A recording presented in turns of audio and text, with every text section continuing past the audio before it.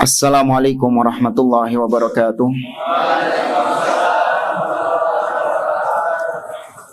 Innal hamdalillah nahmaduhu wa nasta'inuhu wa nastaghfiruh wa na'udzu billahi ta'ala min shururi anfusina wa min sayyiati a'malina. Man yahdihillahu fala mudhillalah wa man yudlil fala hadiyalah. Wa ashhadu an la ilaha illallah wahdahu la syarikalah wa ashhadu anna Muhammadan abduhu wa rasuluh.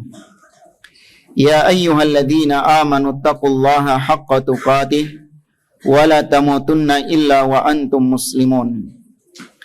Ya ayyuhan nasu taqu rabbakumul ladzi khalaqakum min nafsin wahidah wa khalaqa minha zawjaha wa batha minhuma rijalan katsiran wa nisaa wattaqullaha alladzi tasaaluna bihi wal arham innallaha kana 'alaikum raqiba.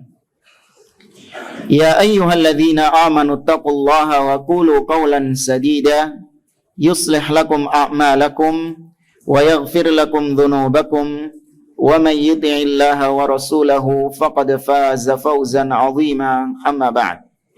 Fa inna asdaqal hadithi kitabullah wa khairal hadi hadi Muhammadin sallallahu alaihi wasallam wa syarral umuri muhdatsatuha wa kullu muhdatsatin bid'ah wa kullu bid'atin dhalalah wa kullu dhalalatin finnar. Ikhwani fillah rahimani wa rahimakumullah, nuwasil darsana fi kitab al-ajwibatil mufidah an as'ilatil manahijil jadidah li Syekh Shalih bin Fauzan al-Fauzan hafizahullahu ta'ala. Al-an nahnu fi su'al al-wahid wa thalathin. Qala as-sa'il hal yajuzu itlaqu lafdil jahiliyati 'ala al-mujtama'atil islamiyatil mu'asirah. Di sini penanya mengatakan apakah boleh memutlakkan lafal jahiliyah kepada masyarakat kaum muslimin di zaman sekarang ini. Ya, maksudnya dengan mengatakan bahwasanya masyarakat kita sekarang ini adalah masyarakat jahiliyah. Umat Islam sekarang ini adalah umat Islam jahiliyah, atau nahnu na'ishu fil jahiliyah. Kita sekarang ini sedang hidup di zaman jahiliyah. Nah, ini kan memutlakkan. Ya, memutlakkan. Zaman jahiliyah berlaku secara menyeluruh di zaman sekarang. Apakah boleh demikian? Maka al-jawab, al-jahiliyatul amah qad zalat bi bi'tsatir Rasul sallallahu alaihi wasallam. Kata beliau, jahiliyah secara umum itu telah hilang sejak diutusnya Rasulullah, terhitung sejak diutusnya Rasulullah Muhammad sallallahu alaihi wasallam. Jadi ketika Nabi diutus, maka diutusnya Nabi itu menghilangkan status jahiliyah. Fala yajuzu itlaquha 'alal mujtama'atil islamiyah bi sifatil umum. Maka kalau Nabi sudah diutus dan Nabi menghilangkan status jahiliyah, maka berarti tidak boleh memutlakkan jahiliyah kepada umat Islam secara umum. Ya, dengan tadi mengatakan kita sekarang hidup di zaman jahiliyah. Ya, abad ini adalah abad jahiliyah. Ini kata beliau la yajuz. Di sini ada footnote dari Syekh Abu Abdillah Jamal Al-Harithi rahimahullah. Kata beliau, hadzal itlaq bi takfiril mujtama'atil islamiyah huwa ma yuraddiduhu Sayyid Qutb fi kutubihi. Kata beliau, memutlakkan lafal jahiliyah itu maksudnya adalah mengkafirkan umat Islam secara umum. Nah, kalimat jahiliyah ini sering diulang-ulang dan didengung-dengungkan oleh Sayyid Qutb di dalam kitab-kitabnya. Wa ala sabilil mithal lal hasr. Dan di antara contohnya, ini bukan membatasi, a'ridu ba'da maqalatihi hatta la yuqala innana la nataqawwalu alaihi. Kita akan paparkan kita akan tampilkan sebagian dari ucapan-ucapannya Sayyid Qutb, sehingga kita tidak dikatakan mengada-ngada. Nah, ini sering kita sampaikan, Ahlus Sunnah ketika membantah dengan bukti. Ya, buktinya dari mana? Ya dari ucapan dia sendiri, atau dari tulisannya dia sendiri. Sehingga bukan mengada-ngada dengan berdusta, tidak. Ahlus Sunnah tidak menggunakan cara-cara licik, cara-cara picik di dalam membantah kesesatan, di dalam membantah tokoh-tokoh ahli bid'ah. Harus fair, harus jujur. Yaqulu Sayyid Qutb fi kitabihi Ma'alim fit Tariq. Berkata Sayyid Qutb di dalam kitabnya Ma'alim fit Tariq, halaman 101. Kata dia, yadkhulu fi itaril mujtama'il jahili, yang masuk di dalam lapisan masyarakat jahiliyah adalah tilkal mujtama'at, adalah masyarakat allati taz'umu li nafsiha annaha muslimatun, masyarakat yang masih mengaku, mengklaim bahwa mereka ini masih Islam. Ya, padahal mereka Muslim nggak sebenarnya? Mereka masih Islam, tapi menurut Sayyid Qutb, ya, Islamnya itu cuma pengakuan saja. Padahal sejatinya mereka adalah masyarakat jahiliyah. Wa hadhil mujtama'at la tadkhul fi hadzal itar li'annaha ta'taqidu bi uluhiyyati ahadin ghairillah wala li'annaha tuqaddimu sya'air ta'abbudiyah li ghairillati aidan. Nah, masyarakat yang tadi dikafirkan ini, kata dia, mereka itu tidak dimasukkan ke dalam jahiliyah bukan karena mereka ini menyembah sesembahan lain selain Allah, atau mereka menganggap bolehnya beribadah kepada selain Allah, atau menganggap ada sesembahan lain selain Allah. Bukan karena itu mereka dimasukkan ke dalam masyarakat jahiliyah. Nah, ini dia memaparkan alasannya. Kenapa kau bilang dia masyarakat jahiliyah? Apakah dia menyembah kepada selain Allah? Dia mengakui ada Tuhan lain selain Allah? Oh, bukan. Bukan gara-gara itu mereka nggak jatuh dalam perbuatan tersebut. Mereka hanya mengakui, masyarakat yang tadi dituduh itu hanya mengakui sesembahan hanya Allah Subhanahu wa taala. Walakinnaha tadkhul fi hadzal itar. Akan tetapi masyarakat ini masuk ke dalam kelompok masyarakat jahiliyah li'annaha la tadinu bil ubudiyyati lillahi wahda fi nidhami hayatiha. Masyarakat ini dianggap jahiliyah karena mereka tidak menjalankan syariat Allah, hukum Allah dalam kehidupan mereka. Fahiya wa illam ta'taqid bi uluhiyyati ahadin illallah tu'ti akhassa khasaisil uluhiyyati li ghairillah fatadinu bihakimiyati ghairillah. Maka mereka ini, masyarakat ini, meskipun mereka tidak meyakini ada sesembahan lain selain Allah, dan mereka benar-benar memberikan hak-hak ubudiyah hanya kepada Allah, meskipun mereka bertauhid, namun mereka menjalankan hukum bukan dengan hukum Allah Subhanahu wa taala. Nah, ini tauhidnya orang-orang Khawarij. Tauhid apa? Hakimiyah. Ya, tauhid hakimiyah. Kesyirikan yang terbesar menurut mereka adalah syirkul qusur, kesyirikan yang terjadi di istana-istana. Sedangkan Ahlus Sunnah, dakwah salafiyah, kesyirikan yang paling besar adalah diantaranya syirkul kubur. Jadi kalau istilahnya, fokusnya orang-orang Khawarij itu memberantas syirkul qusur, kesyirikan yang ada di istana-istana, di pemerintahan-pemerintahan. Apa maksudnya syirkul qusur? Kesyirikan di istana-istana, di parlemen-parlemen. Maksudnya apa? Tidak berhukum dengan hukum Allah menurut klaim mereka. Karena yang berhukum dengan hukum Allah juga dikafirkan sama mereka. Ya kan, Daulah Saudiyah, ya, kerajaan Arab Saudi juga termasuk di antara kerajaan yang dikafirkan, negara yang dikafirkan sama mereka, karena dianggap tidak menggunakan hukum Allah, tidak berhukum dengan hukum Allah Subhanahu wa taala. Ya. Adapun Ahlus Sunnah memberantas syirkul kubur, kesyirikan-kesyirikan yang ada di kuburan-kuburan, yaitu peribadahan kepada selain Allah Subhanahu wa taala. Baik. Titik temu antara kita dengan orang-orang Khawarij adalah kita sama-sama meyakini wajibnya berhukum dengan hukum Allah Subhanahu wa taala. Jadi jangan dianggap ahlu sunnah itu berpendapat nggak wajib berhukum dengan hukum Allah. Tidak.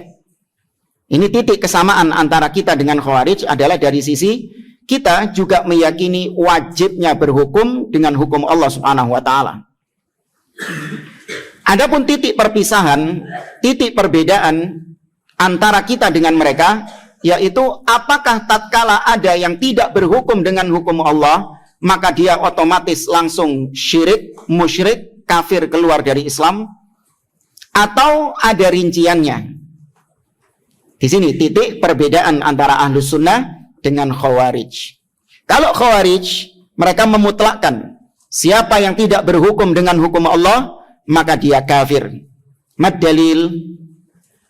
Apa dalil yang didengungkan oleh mereka? Wa man lam yahkum bima anzalallah fa ulaika humul kafirun. Surah Al-Maidah ayat 44. 44 45. Nanti cari sendirilah. Barang siapa yang tidak berhukum dengan hukum yang diturunkan oleh Allah, maka merekalah orang-orang kafir. Abdullah bin Abbas ketika menafsirkan ayat ini mengatakan kufrun la yanqulu anil millah.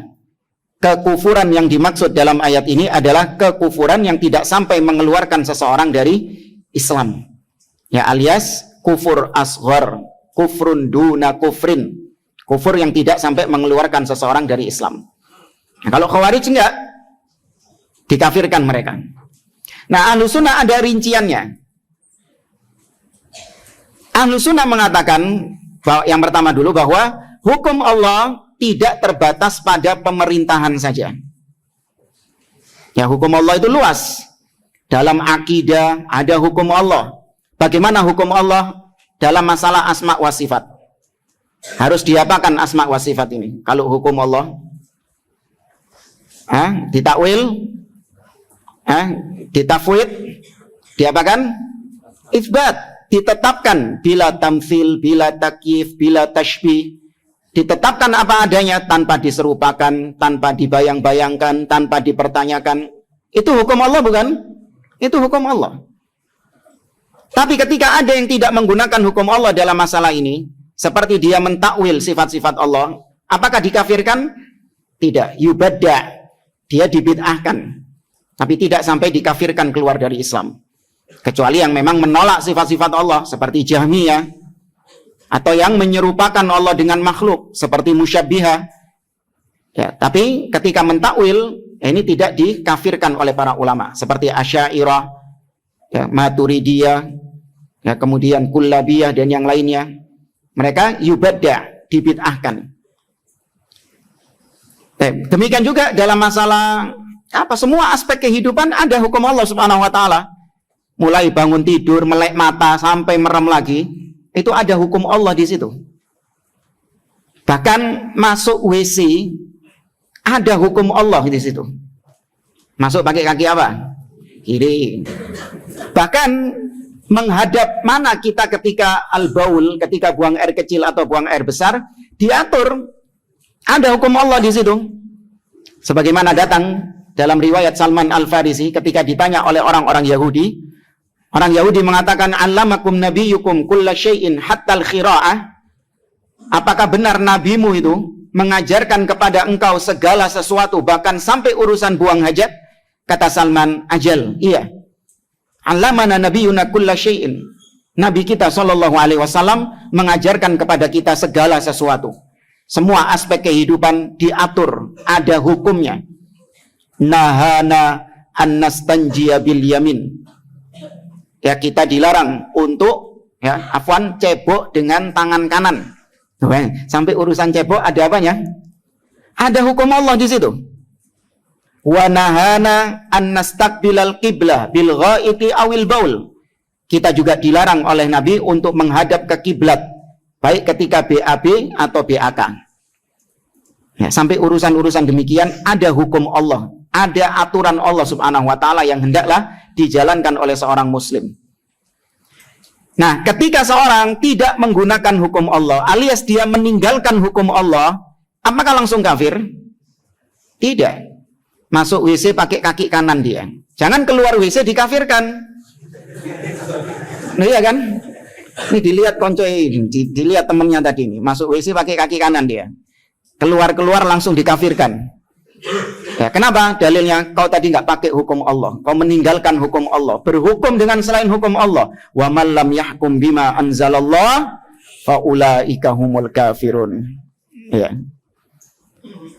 Kalau sampai bilang kau tadi cebok pakai tangan kanan, bahaya, berarti ngintip ini dari tadi. Ya, maka nggak dikafirkan. Ya, dia berdosa karena meninggalkan hukum Allah, iya. Tapi nggak sampai taraf kafir dia. Kemudian Ahlus Sunnah memperinci kalau berkaitan dengan penguasa, maka apakah penguasa yang tidak berhukum dengan hukum Allah langsung otomatis dikafirkan keluar dari Islam? Itu Ahlus Sunnah ada rinciannya. Di antaranya ini juga disebut oleh Syekh Abdul Aziz bin Baz rahimahullahu taala. Apabila dia menganggap, meyakini bahwa hukum selain hukum Allah lebih baik daripada hukum Allah, maka apa hukumnya? Ada orang yang meyakini bahwasanya hukum buatan manusia itu lebih baik daripada hukum Allah. Artinya hukum Allah ini nggak baik, lebih baik hukum buatan manusia. Kalau ada yang meyakini seperti ini, apa hukumnya? Kafir. Ini perbuatannya loh ya. Ini kita menghukumi apanya? Perbuatan. Adapun orang yang melakukannya, ada lagi pembahasannya. Berlaku syurut wa mawani'. Ini kita sedang bahas perbuatannya. Kemudian yang kedua, apabila dia meyakini hukum Allah itu setara dengan hukum selain Allah, kedudukannya sama. Hukum Allah baik, tapi selain hukum Allah juga baik, ya, sama-sama baik, setara kok. Ini hukumnya apa? Sama, dia juga dikafirkan. Ya, menyetarakan antara hukum Allah dengan selain hukum Allah, disetarakan sama dia, sama-sama baik. Yang ketiga, kalau ada yang meyakini bahwa berhukum dengan selain hukum Allah itu jaiz, boleh, hukumnya boleh, mubah. Orang mau pakai hukum Allah tafadhol, silakan. Yang nggak pakai hukum Allah juga nggak apa-apa, boleh, jaiz. Nggak wajib berhukum dengan hukum Allah itu. Apa hukumnya ini orang seperti ini? Perbuatannya kafir juga, karena dia merubah statusnya. Berhukum dengan hukum Allah, hukumnya wajib, tapi kata dia nggak wajib. Ini sama seperti sholat 5 waktu itu wajib, tapi dia mengatakan sholat 5 waktu tidak wajib. Ini merubah hukum. Kemudian ketika ada yang meyakini bahwa hukum Allah, ya, hukum Allah atau hukum buatan manusia itu ya hukum Allah juga. Apa maksudnya? Hukum buatan manusia dianggap sebagai hukum Allah Subhanahu wa taala. Kayak misalnya ada sebagian orang yang menganggap demokrasi itu adalah hukum Allah. Ya. Suara rakyat adalah suara Tuhan. Auzubillah. Iya, sampai ada narasi demikian. Suara rakyat, suara mayoritas itu adalah suara Tuhan. Auzubillah. Jadi dia menganggap bahwasanya itu juga hukum Allah. Ini apa hukumnya? Kafir juga. Nah, berarti podo sama Khawarij. Enggak. Nah, baru kemudian kalau ada yang masih meyakini hukum Allah itu wajib, ya, hukum Allah itu wajib dikerjakan. Namun karena hawa nafsunya atau adamul qudrah, karena dia nggak mampu untuk berhukum dengan hukum Allah, ya, atau dia khawatir kalau berhukum dengan hukum Allah nanti jabatannya hilang, dia dilengsarkan atau dibully, dicaci, Tapi dia meyakini bahwa hukum Allah itu wajib. Hukum Allah yang terbaik. Hukum buatan manusia nggak baik. Nah, yang seperti ini dikafirkan tidak? Tidak dikafirkan. Tapi berdosa. Ya, meninggalkan hukum Allah Subhanahu wa taala. Apa dalilnya kalau dia tidak dikafirkan? Yaitu Raja Najasyi. Ya, Raja Habasyah. Ketika dia masuk Islam, apakah dia merubah hukumnya menjadi syariat Islam? Tidak, bahkan dia sendiri tidak menampakkan keislamannya. Buru-buru merubah hukum dalam pemerintahannya, dia sendiri individunya tidak menampakkan keislamannya. Kenapa? Karena kekhawatiran rakyatnya. Ya, karena keselamatan dirinya. Tapi ketika dia meninggal, bagaimana reaksi Nabi? Disolatkan oleh Nabi SAW secara gaib. Seandainya dia kafir, maka tentu tidak akan disolatkan oleh Nabi SAW. Ya, karena Allah mengatakan, wala tusalli ala ahadin minhum mata abadan, wala takum ala qabri. Janganlah engkau Muhammad salat kepada salah seorang di antara mereka, yakni orang-orang kafir. Dan jangan kau berdiri di samping kuburnya. Nggak boleh mensolati orang kafir. Nah, baru kemudian Ahlus Sunnah kalau sudah perilakunya dikatakan ini perilaku kafir, maka baru kemudian masuk kepada rincian orangnya. Dilihat syurutnya, kemudian mawani'nya, ya, dan nanti yang memvonis adalah ulama atau orang yang memang memiliki ilmu di dalamnya, bukan sembarang orang.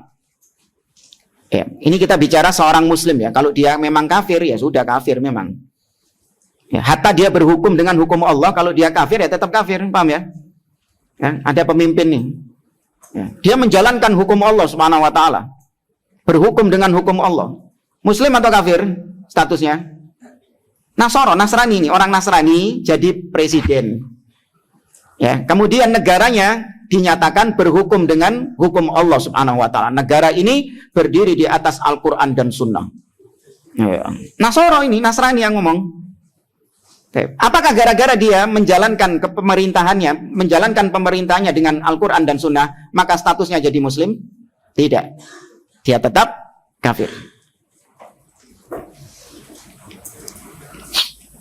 Nah, ini banyak contoh-contohnya di sini yang dibawakan oleh Syekh Abu Abdillah Jamal bil Furahan Al-Harithi.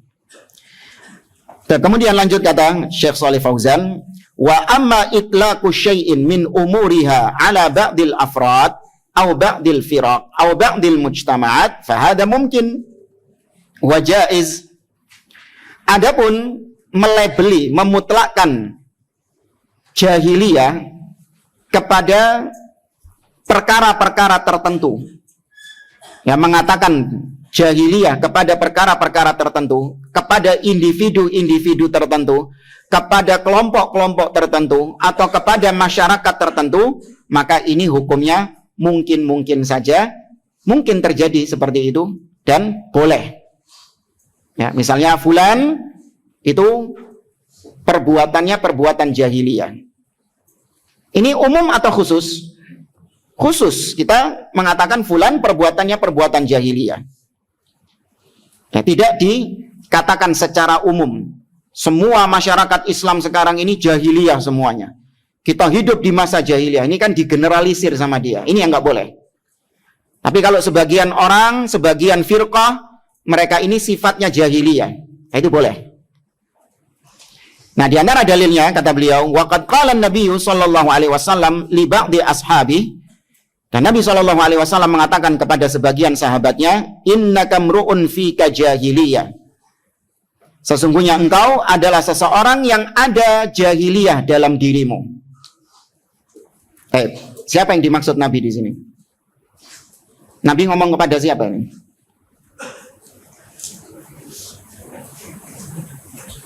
Ada yang tahu? Sahabat siapa yang Nabi mengatakan hadis ini? Innaka mru'un fika jahiliyah. Sesungguhnya engkau adalah seseorang yang masih ada sisa-sisa jahiliyah pada dirimu. Abu Dzar Al-Ghifari radhiyallahu taala anhu.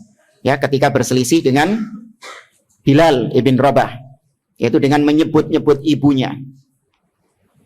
Wa qala sallallahu alaihi wasallam, Dan juga Nabi SAW bersabda, arba'un fi ummati min amril jahiliyah la yatrukunahun. Ada 4 perkara jahiliyah yang ada pada umatku, yang mana mereka tidak akan melepaskannya. Ya, berarti bukan berarti umat Nabi SAW secara keseluruhan mereka tersifati dengan sifat-sifat berikut ini, tidak. Tapi sebagian di antara umat beliau. Apa itu? Al-fakhru fil ahsab. Bangga dengan kedudukan, bangga dengan keturunan, darah biru, ya, darah pink, apalagi? Bangga dengan kedudukannya, statusnya, strata sosialnya. Ini juga termasuk perangai jahiliyah. Masih ada nggak sampai sekarang? Nah, adanya ini secara umum atau hanya sebagian orang saja? Sebagian orang, nah itu boleh. Wa ta'nu fil ansab, dan mencela-cela nasab. Nah ini juga mungkin banyak terjadi di antara ikhwah. Ya, mencela orang tua fulan. Masih ada nggak kayak gitu itu? Jangan, itu jahiliyah. Ya, mencela orang tua fulan, atau bahkan mencela orang tuanya sendiri, naudzubillah.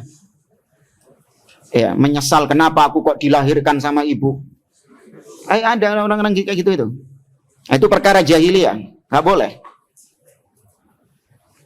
Ya. Wal istisqa bin nujum, dan meminta hujan kepada atau dengan bintang-bintang. Wan niyahah, niyahah alal mayyit, dan meratapi mayit. Ya, ini termasuk perkara-perkara jahiliyah yang masih ada di tengah-tengah kita. Syekh Muhammad bin Abdul Wahab membahas tentang jahiliyah ini dalam kitabnya yang luar biasa berjudul Masail Al-Jahiliyah. 128 perkara-perkara jahiliyah yang masih eksis di tengah-tengah kaum muslimin, yang masih dilakukan oleh sebagian kaum muslimin.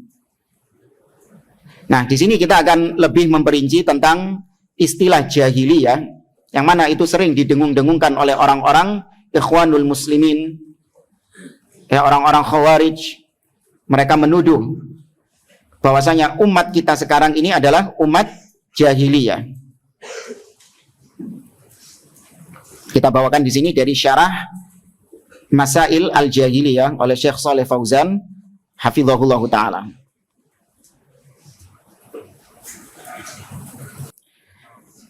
Ikhwani fillah rahimani wa rahimakumullah. Kita baca di sini dari Syekh Shalih Fauzan dalam syarah Masail Jahiliyah. Dia mengatakan, amal jahiliyah fal muradu biha an-nisbatu ilal jahl. Kata-kata jahiliyah itu dinisbatkan kepada al-jahl, diddu al-ilm. Ya, jahl lawan dari ilmu, ketidaktahuan, kebodohan. Wal jahlu adamul ilmi. Wal jahiliyatu hiya allati laisa fiha rasulun wala fiha kitab. Nah, ini pengertiannya secara syar'i. Secara bahasa jahiliyah lawan kata dari ilm. Secara bahasa. Adapun pengertian secara syar'i, jahiliyah adalah yaitu masa yang kosong dari nabi, kosong dari kitab. Tidak ada nabi yang diutus sama Allah dan tidak ada kitab yang diturunkan oleh Allah. Mulai kapan sampai kapan? Sejak diangkatnya Isa alaihi salam sampai diutusnya Rasulullah sallallahu alaihi wasallam. Nah, masa ini disebut masa jahiliyah, masa di mana muka bumi kosong dari nabi selama 6 abad kurang lebih. Sejak diutusnya Isa, sejak diangkatnya Isa dan diutusnya Nabi Muhammad sallallahu alaihi wasallam. Nah, meskipun ini dianggap zaman jahiliyah, bukan berarti kemudian manusia yang hidup di zaman tersebut merdeka, bebas melakukan apapun yang dia inginkan dan tidak dicatat dosa. Seperti anggapan sebagian orang masa fatrah.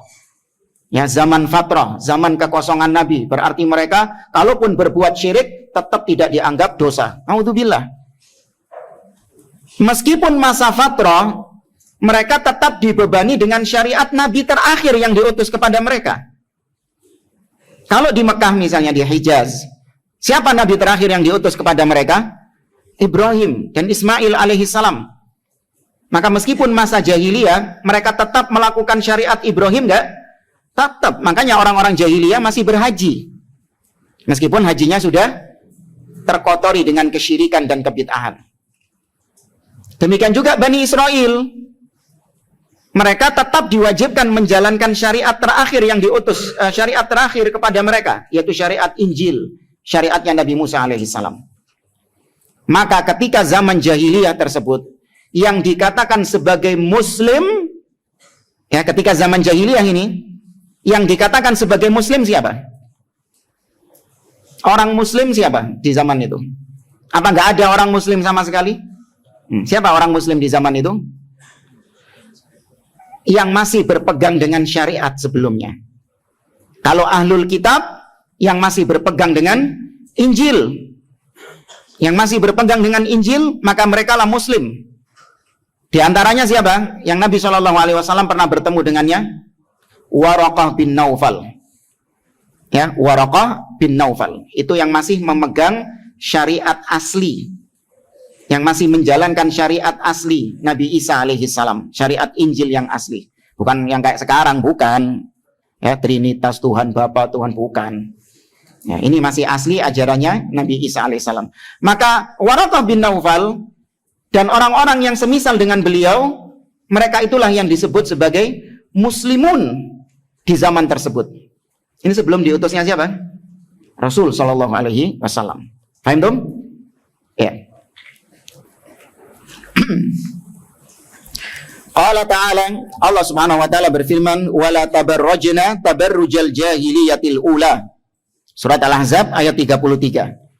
Janganlah kalian, wahai wanita-wanita, berdandan sebagaimana dandanannya orang-orang jahiliyah terdahulu, yaitu orang-orang yang hidup sebelum diutusnya Nabi. Maksudnya al-jahiliyatul ula maksudnya adalah jahiliyah sebelum diutusnya Nabi SAW.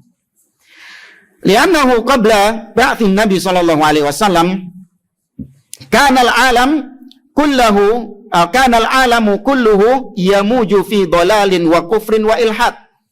Karena sebelum diutusnya Nabi SAW, muka bumi ini dipenuhi dengan kesesatan, kekufuran, dan penyimpangan-penyimpangan yang luar biasa. Li'anna risalati sabiqah indarasat. Karena risalah nabi-nabi sebelumnya itu mulai terkikis sedikit demi sedikit. Ya, risalah yang dibawa sama Nabi Isa alaihissalam mulai kemasukan bid'ah-bid'ah, mulai kemasukan kesyirikan-kesyirikan. Dibawa sama siapa? Yang merusak ajarannya Nabi Isa ini? Paulus.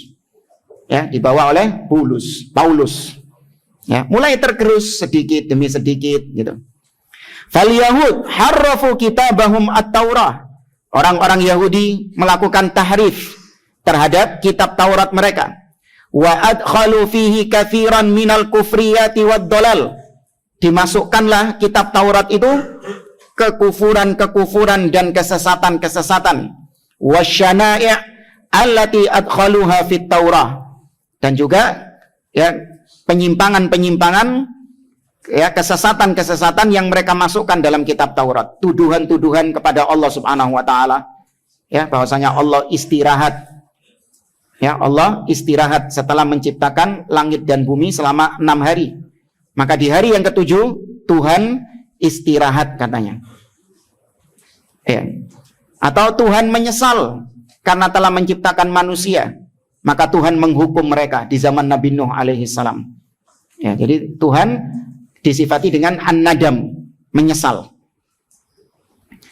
Wa kadzalika Nasara, demikian juga Nasara harrafu kitabahum al-Injil amma kana alaihi waqta nuzulihi alal masihi alaihi salatu wassalam.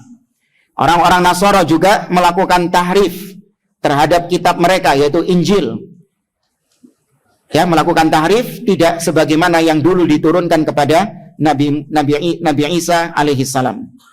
Wa dzalika anna rajulan yuqalu lahu Buls aw Shaul kana yahudiyan haqidan ala Rasulillah Isa alaihi salam. Ini yang kita singgung tadi. Ada seorang yang namanya Shaul atau Paulus. Dia itu dulunya Yahudi. Dan dia itu ada kedengkian terhadap Nabi Isa alaihissalam, ada kebencian kepada Nabi Isa alaihissalam. Fahadhar rajul laja ilal makri wal khadi'ah fi ifsadi dinil Masih alaihissalam. Maka dia pun melakukan tipu daya, melakukan makar karena kebenciannya kepada Nabi Isa dan al-Hawariyun, sahabat-sahabatnya Nabi Isa alaihissalam. Dan dia ingin untuk merusak agama Nabi Isa.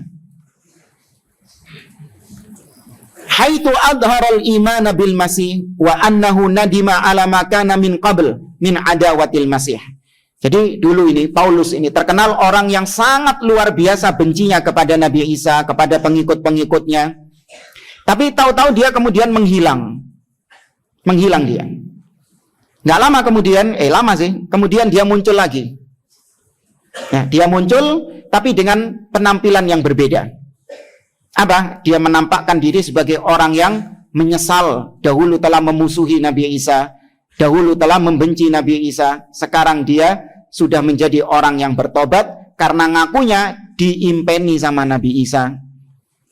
Dan Nabi Isa mengangkat dia sebagai rasul.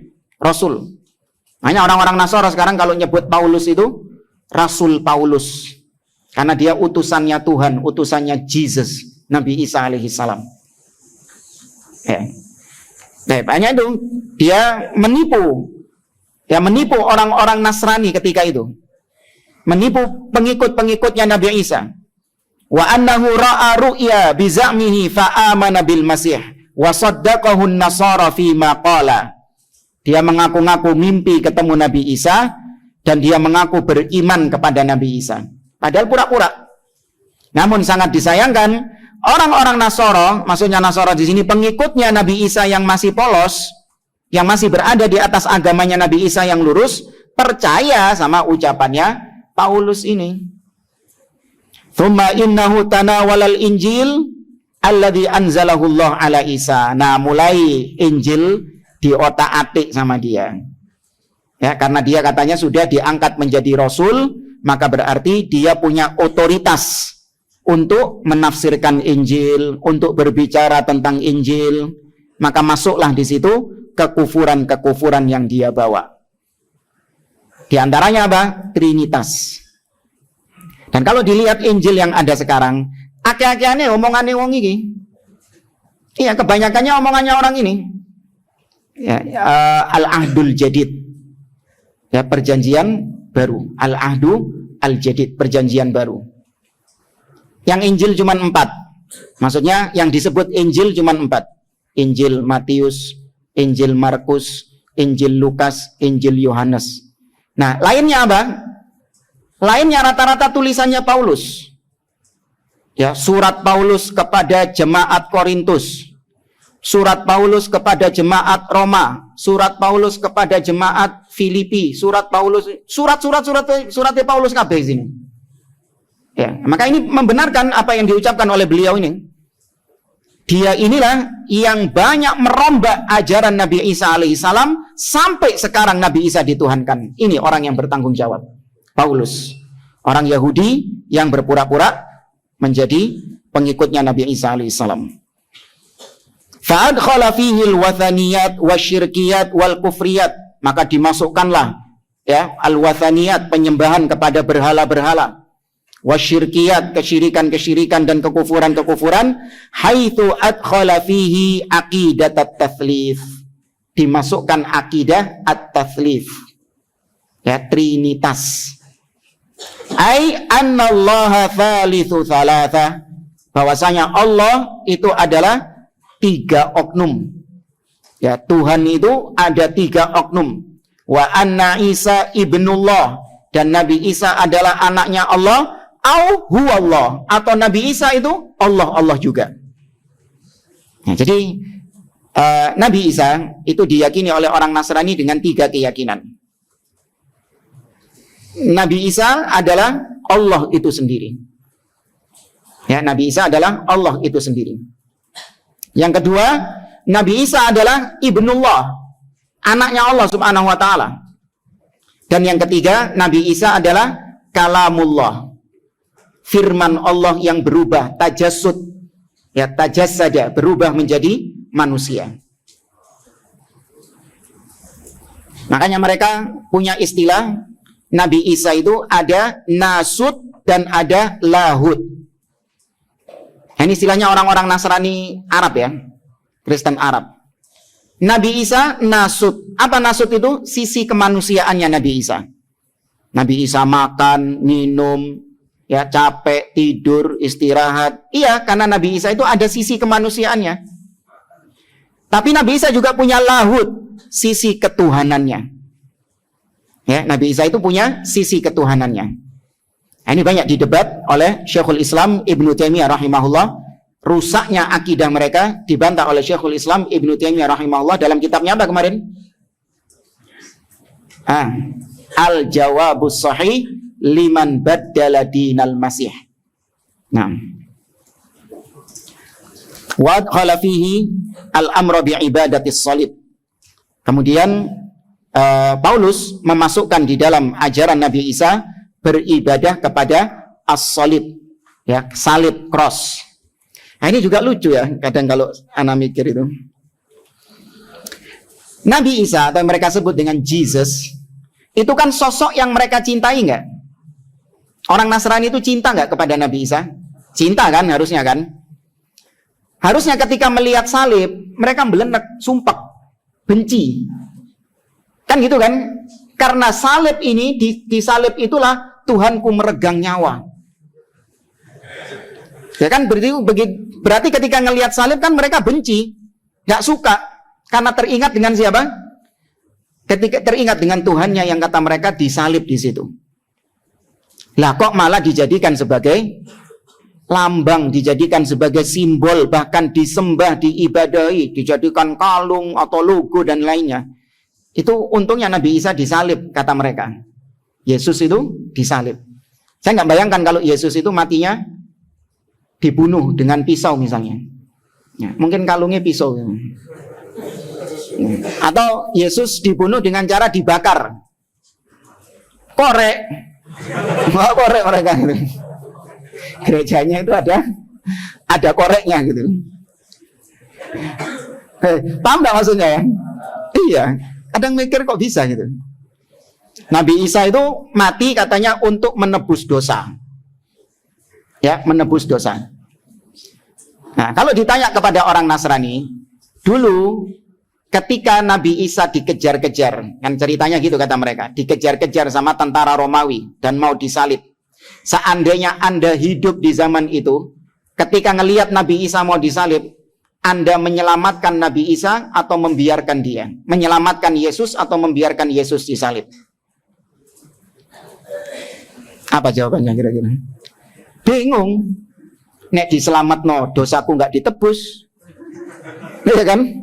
Tapi kalau dibiarkan yo kurang ajar gitu kan? Malah didukung kokan. Paham nggak maksudnya? Iya, lucu. Inilah agama yang berdasarkan bukan dari Allah Subhanahu wa taala, banyak kontradiksi. Karena Allah mengatakan, "Afala yatadabbarunal Qur'an walau kana min 'indi ghairillah lawajadu fihi ikhtilafan katsira." Seandainya bukan dari Allah, kalau ada agama bukan dari Allah, kalian akan mendapati perselisihan yang banyak. Nah, teringat juga dengan Rafidhah, persis seperti Nasara tadi Rafidhah. Karbala dijadikan oleh mereka sebagai tanah suci yang mereka bahkan lebih afdol daripada Mekah. Iya, lebih afdol daripada Ka'bah. Ziarah Karbala afdol min ziarah Al-Haram, Makkah. Menziarahi Karbala itu lebih afdol daripada menziarahi Ka'bah. Ya, mereka cinta dengan tanah Karbala. Apa alasannya? Karena di Karbala itulah siapa yang terbunuh? Al-Husain bin Ali radhiyallahu taala anhu. Nah, harusnya mereka kalau cinta sama Husain, kalau benar-benar mereka mencintai Al-Husain radhiyallahu taala anhuma, mereka harusnya nggak sudi pergi ke Karbala. Karena mengingatkan mereka akan tragedi Husain. Di tanah inilah ya Husain dibantai, dibunuh, ya. Maka saya trauma kalau datang ke tempat ini. Kan harusnya gitu jamaah. Antum kalau ada satu lokasi di mana antum di lokasi itu didolimi atau dipukuli dan diapakan, antum kira-kira mau mengunjungi tempat itu lagi nggak? Nggak mau, trauma. Nggak mau saya mau ke tempat itu lagi. Ini kok seneng ke situ? Ya kan? Nah, ini di Karbala meninggalnya Al-Husain. Nah, kalau Al-Husain meninggal di Surabaya, ya Surabaya yang jadi. Hai.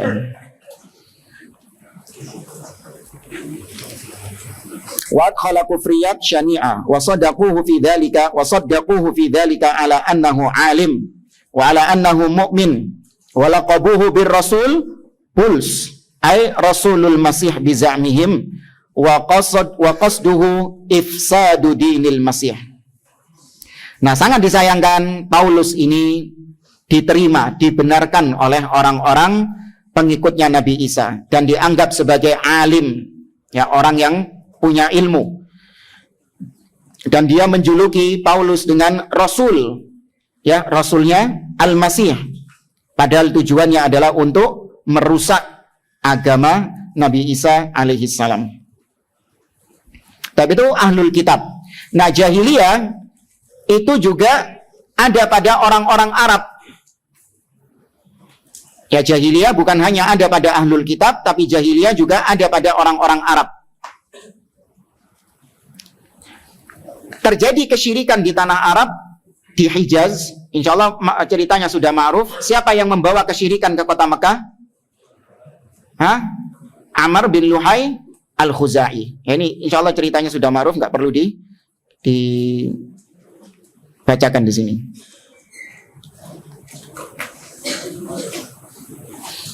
Poinnya di sini kata Syekh Shalih Fauzan,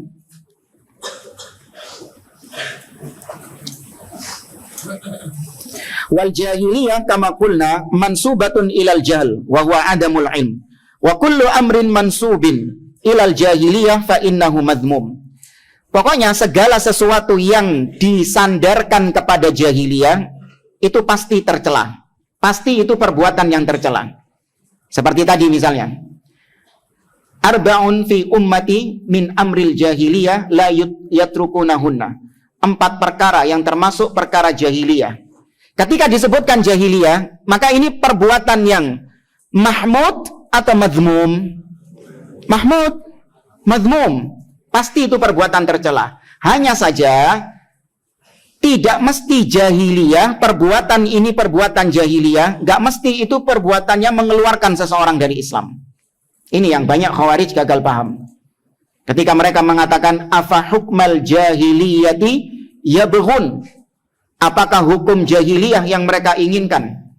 Wah, ini berarti kata Allah, berhukum dengan selain hukum Allah itu jahiliyah, berarti itu hukum kafir. Yang menggunakan hukum tersebut berarti kafir. Tidak. Kayak tadi misalnya 4 hal yang dikatakan oleh Nabi, mencela nasab, ya, berbangga dengan kedudukan, niyahah, meratapi mayit, ya, atau kalau istisqa bin nujum, iya itu meskipun syirik asghar. Ya, menjadikan bintang sebagai sebab turunnya hujan, syirik asghar. Kalau mengatakan bintang yang menurunkan hujan, ya ini syirik akbar. Baik, apakah niyahah itu perbuatan kufur, mengeluarkan orang dari Islam? Tidak. Ya, demikian juga mencela nasab dan lainnya, itu bukan kekufuran yang mengeluarkan seorang dari Islam. Contoh, Nabi SAW mengatakan, man faraqal jama'ata shibron famata alaihi famitatun jahiliyah. Barang siapa yang memisahkan diri dari jamaah, dari pemimpin kaum muslimin, meskipun hanya sejengkal, kemudian dia mati, maka matinya itu bangkainya adalah bangkai jahiliyah. Kafir nggak matinya? Tidak. Kenapa disebutkan seperti bangkai jahiliyah? Karena di antara kebiasaan orang-orang jahiliyah, mereka tidak memiliki baiat kepada pemimpin.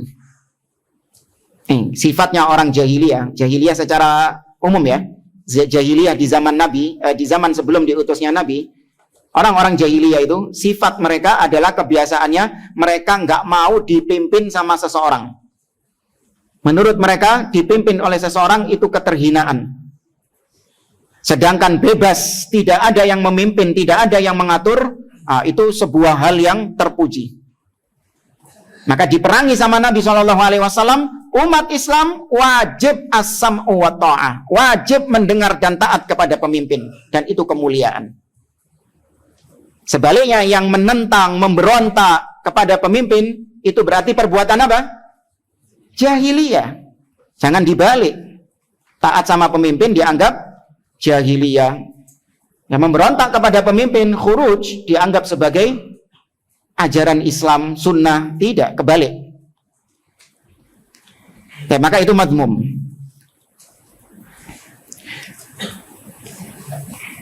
Banyak di sini ya. Sabda Nabi, abi da'wal jahiliyah wa ana baina adhurikum da'uha fa innaha muntinatun. Jadi pernah suatu ketika dalam peperangan Nabi SAW bersama para sahabat-sahabatnya, sebagian sahabat muhajirin dan ansor ya ada gesekan. Maka ketika itu seorang muhajirin mengatakan, ya lal muhajirin, wahai orang-orang muhajirin. Yang ansor mengatakan, ya lal ansor, wahai orang-orang ansor.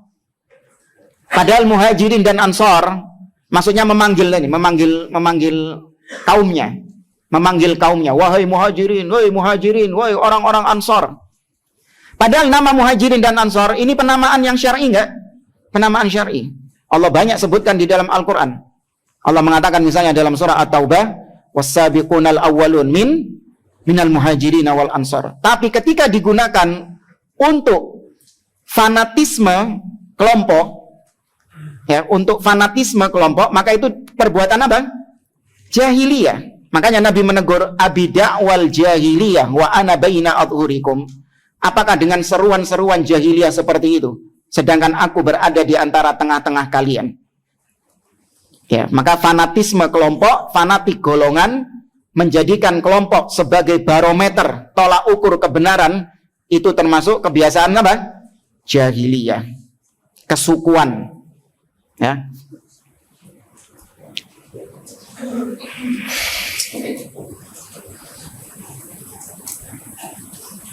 Baik, maka kesimpulannya sekali lagi, jahiliyah kalau secara umum nggak boleh.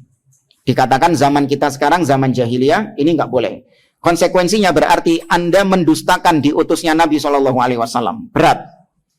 Kalau Anda mengatakan zaman sekarang jahiliyah, berarti diutusnya Nabi belum mengentaskan zaman jahiliyah. Maka berarti sama saja Anda tidak menganggap Nabi sudah diutus. Ya, masih belum diutus Nabi itu. Kenapa? Iya, sekarang buktinya masih jahiliyah. Seakan-akan seperti itu. Makanya nggak boleh.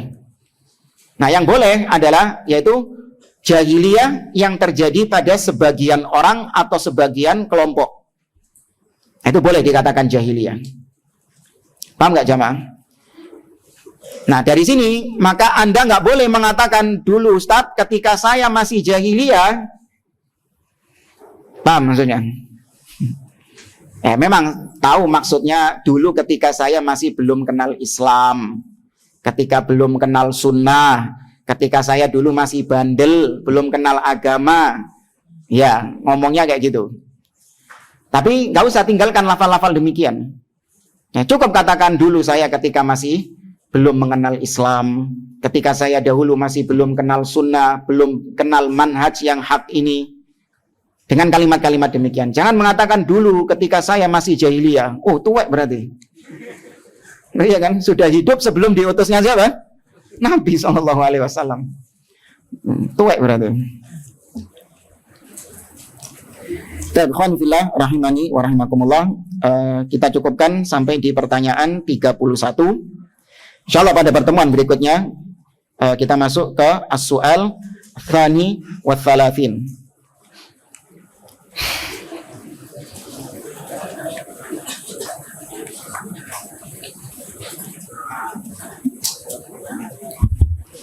Baik, ada pertanyaan, mohon nasihatnya bagi talibul ilm agar tetap semangat dan nasihat bagi teman-teman yang ingin berhijrah atau menjadi lebih baik. Ya, yang pertama minta kepada Allah Subhanahu wa taala keistiqomahan. Berdoa kepada Allah dengan doa-doa yang memang ya warid dari Al-Qur'an dan Sunnah, seperti firman Allah, Rabbana la tuzigh qulubana ba'da idh hadaitana wa hab lana min ladunka rahmah innaka antal wahhab. Atau dengan doa Nabi SAW, ya muqallibal qulub tsabbit qalbi ala dinik. Ya musarrifal qulub, sarrif qalbi ala ta'atik. Atau doa-doa yang semisal dengan itu. Ya, kemudian juga bagi para penuntut ilmu agar tetap semangat, yaitu dia benar-benar menjaga hubungan atau selektif dalam berteman atau berkawan. Ini terkadang yang menjadikan sebagian orang menjadi malas, semangatnya turun untuk belajar agama, semangatnya turun untuk mendalami kitabullah. Itu dikarenakan circle-nya yang nggak sehat, ya, lingkungannya yang tidak sehat. Teman-teman yang membawa pengaruh demikian, ya sebaiknya mulai jaga jarak. Karena teman-teman ini kadang gembosi kita, ngajak kita kepada hal-hal yang membuat kita patah semangat. Ya. Kemudian yang ketiga, pelajari janji-janji Allah Subhanahu wa Ta'ala dan yakini, camkan betul-betul kepada orang-orang yang belajar ilmu agama dimudahkan untuk masuk ke dalam surga. Jadikan itu sebagai pegangan. Saya belajar agama bukan dalam rangka untuk menyombongkan diri, bukan dalam rangka untuk tampil, bukan dalam rangka untuk mendebat orang, tidak. Saya belajar agama untuk memuluskan jalan saya menuju surga Allah Subhanahu wa Ta'ala. Ya. Dan minta doa kepada orang-orang atau kepada orang tua. Ya, itu juga termasuk hal yang dibolehkan untuk tetap semangat dalam belajar ilmu agama. Wallahu a'lam.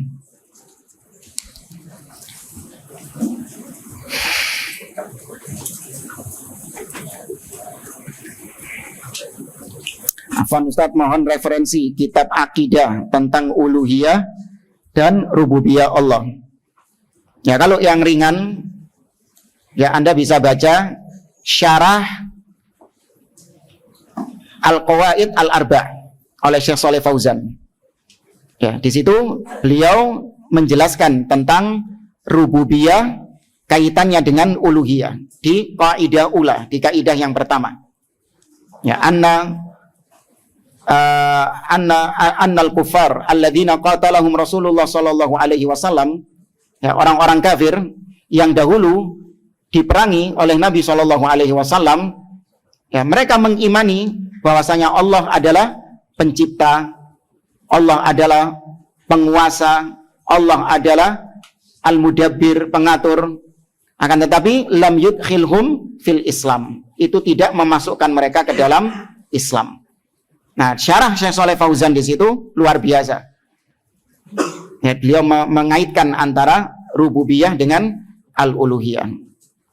Ya, itu saja kalau yang mau ringkas. Ana sarankan baca kitab itu.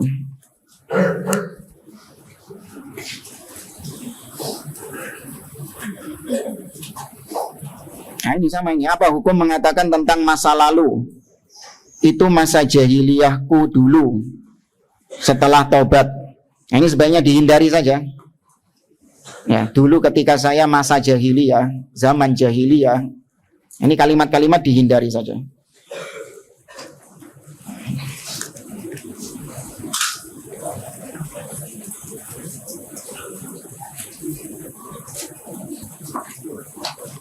Apakah di zaman sebelum Rasulullah, zaman nabi-nabi sebelum Rasulullah tidak ada hadis? Misal hadis dari Nabi Isa. Karena setelah beliau, Nabi Isa meninggal, langsung banyak kesesatan masa aja. Ya nggak langsung banget. Ini kok Nabi Isa meninggal sih? Karena baru nggak ini. Belum meninggal Nabi Isa. Ya. Nabi Isa masih hidup, diangkat. Ini akidah ahli sunnah. Dan kalau dikatakan apakah tidak ada hadis, ya wallahu a'lam, ana enggak hidup di zaman itu. Tapi keumuman kaidah la tazalu ta'ifatun min ummati 'alal haqqi dhahirin. Senantiasa ada sekelompok di antara umat yang di atas kebenaran. Nah, kalau ini diterapkan di nabi-nabi sebelum Nabi Muhammad SAW, maka di zaman jahiliyah, meskipun kesesatan sangat masif luar biasa, masih ada nggak orang-orang yang di atas kebenaran? Masih ada, dan itu jumlahnya sedikit. Ya. Adapun kalau hadis, eh, orang-orang Yahudi itu punya 2 kitab inti. Ini tapi jangan diimani loh ya. Jangan diimani. Orang Yahudi punya 2 kitab inti. Yang pertama namanya Tanakh, yang kemarin pernah kita bawa itu. Tanakh. Yang kedua namanya Talmud. Ya, Talmud. Nah, Tanakh ini adalah kitab berupa tulisan-tulisan. Ya, artinya tulisan-tulisan. Adapun Talmud ini adalah berupa ucapan-ucapan yang kemudian ditulis. Ucapan-ucapan Nabi Musa yang kemudian ditulis. Itu setara apa berarti? Hadis. Ya, itu setara hadis. Kalau Nasoro zaman sekarang ini, ya gimana mau dikatakan hadis? Lawung kitab mereka saja itu kedudukannya seperti sirah nabawiyah kalau di kita.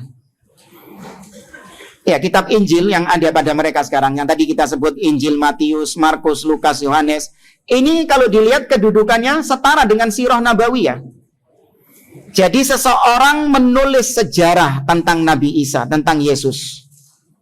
Ditulis sejarahnya. Nabi Isa ke sini, Nabi Isa di bawah pohon, Nabi Isa kemudian masuk ke rumah ini, ya, Yesus bertemu dengan ini, kemudian Yesus mengatakan ini. Ditulis oleh seseorang catatan sejarahnya itu.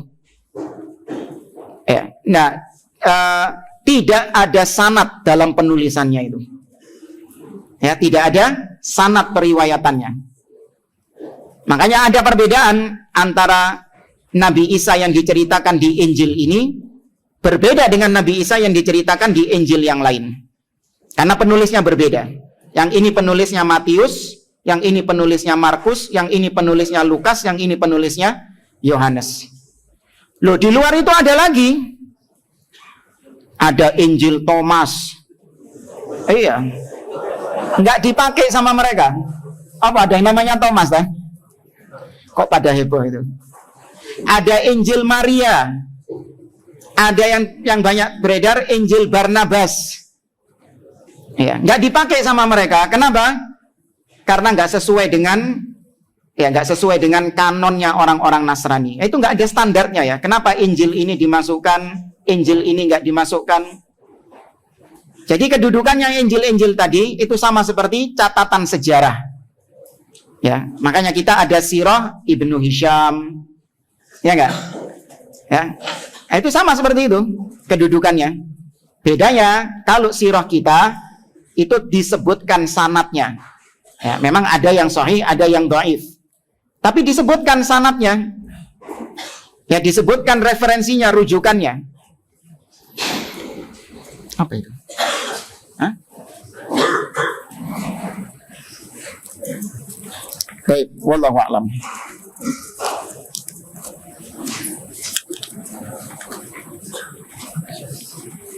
Apakah menangisi kematian seseorang sebab dari siksa kubur? Ya, kalau cuma menangis karena sedih, itu tabi'i. Bukan perkara yang tercela. Seorang menangis ketika orang yang dia cintai meninggal, itu perkara tabi'i. Nabi SAW mengatakan, wa inna li firaqika lamahzun. Sesungguhnya kepergianmu wahai Ibrahim, putra Nabi SAW, lamahzunun, adalah perkara yang menyedihkan. Ya, sedih Nabi SAW, itu perkara tabi'i. Tapi jangan sampai kesedihan itu kemudian mengarah kepada niyaha, meratapi, tidak ridho dengan takdir Allah Subhanahu wa ta'ala. Bahkan sampai menampar-nampar pipi, laisa minna man syaqqal juyuba wa darabal hududa wa da'wa bida'wa jahiliyah. Bukan termasuk golongan kami orang-orang yang menampar-nampar pipi, merobek-robek baju, ya, atau membentur-benturkan kepala ke tembok misalnya, dan berteriak dengan teriakan-teriakan jahiliyah. Ya. Mirip siapa? Syiah Rafidhah ketika hari Asyura, ya persis kayak gitu. Makanya Syiah bukan golongan Nabi, laisa minna. Ya, bukan termasuk golongan kami.